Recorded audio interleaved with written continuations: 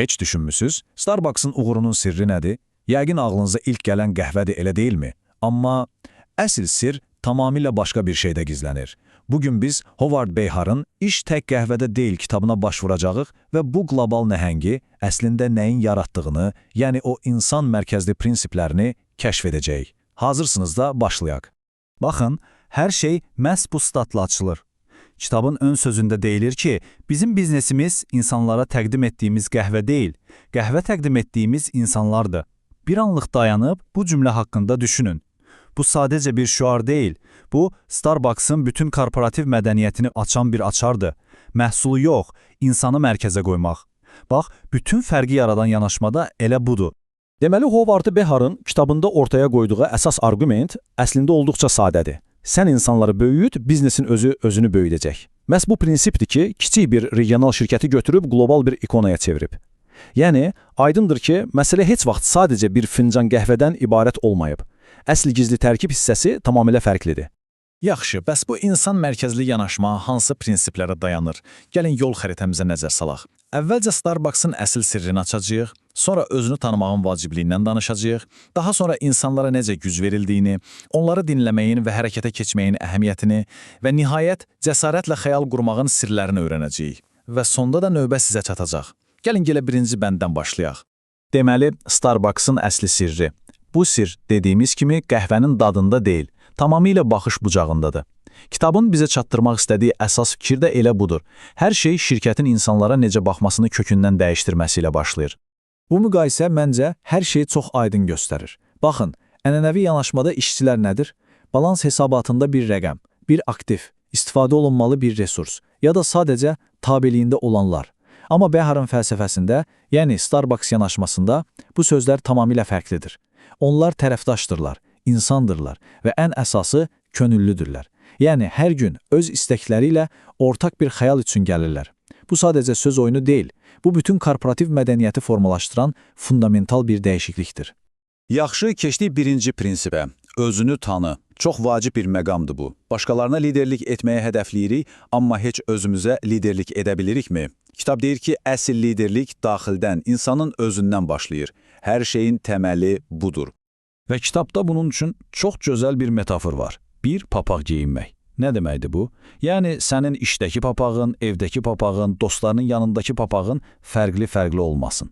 Sən bir dənə ol, səmimi ol, özün ol. Dəyərlərin bəlli olanda ən çətin qərarlar belə asanlaşır. Çünki artıq nə sərfəlidir deyə yox, nə doğrudur deyə düşünürsən. Yaxşı, bəs özünü necə tanıyasan? Bir neçə fundamental addım var.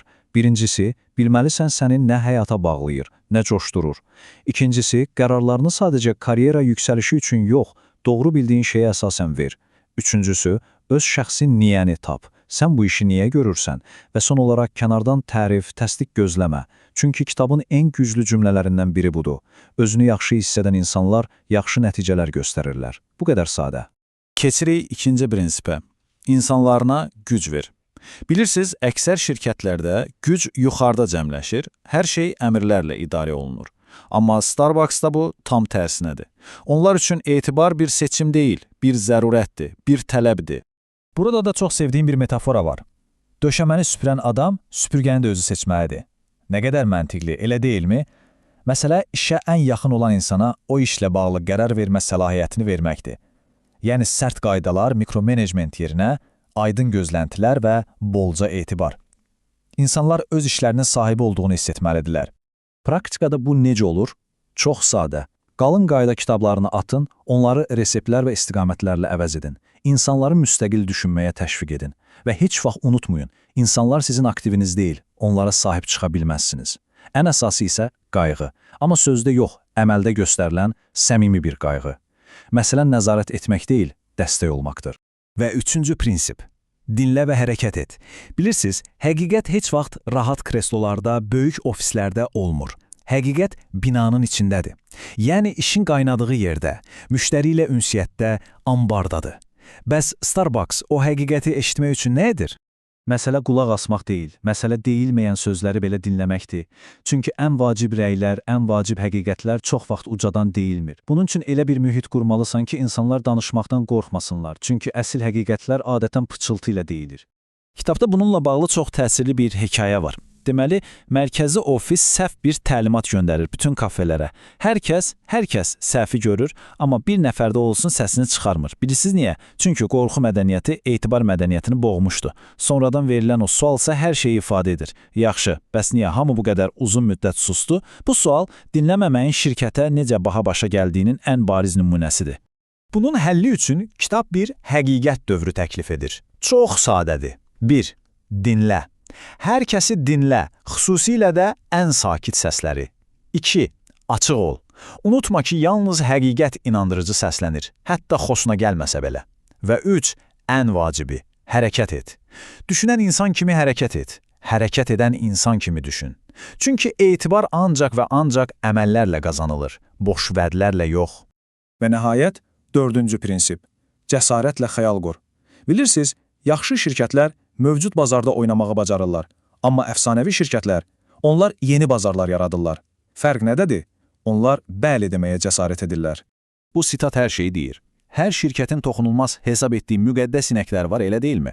Yəni, bizdə həmişə belə olub deyilən köhnə vərdişlər. Amma kitab deyir ki, yeganə müqəddəs, yeganə toxunulmaz şey şirkətin əsas fəlsəfəsi olmalıdır. Yəni, o bayaq danışdığımız bir papaq. Ondan başqa hər şey, amma hər şey müzakirəyə açıqdır və lazım gələndə dəyişməlidir. Baxın, Starbucks'ın o böyük, cəsarətli məqsədi nədir? İnsan ruhunu bəsləməsi ilə tanınan dünyanın ən məşhur və hörmətli təşkilatlarından biri olmaq. Fikir verirsiniz, burada bir dənə də olsun dollar işarəsi yoxdur. Bu maliyyə hədəfi deyil. Bu hər bir qərara, hər bir fəaliyyətə yol göstərən insan mərkəzli, nəhəng bir xəyaldır. Beləliklə, bütün bu prinsipləri gördük. Amma indi növbə sənindir. Çünki bu prinsiplər sadəcə bir şirkətin hekayəsi deyil. Bu prinsiplər hər birimiz üçün keçərlidir. Tamamilə şəxsidir. Və kitabın bizə verdiyi ən son, ən əsas mesaj da budur. Liderlik sənin vizit kartındakı vəzifə deyil. Liderlik bir məsuliyyətdir. Hansı məsuliyyət? Həm özünü, həm də ətrafındakı insanları inkişaf etdirmək məsuliyyəti. Sən təmizlikçi də ola bilərsən, CEO da, fərqi yoxdur. Əsl liderlik sənin davranışlarındadır.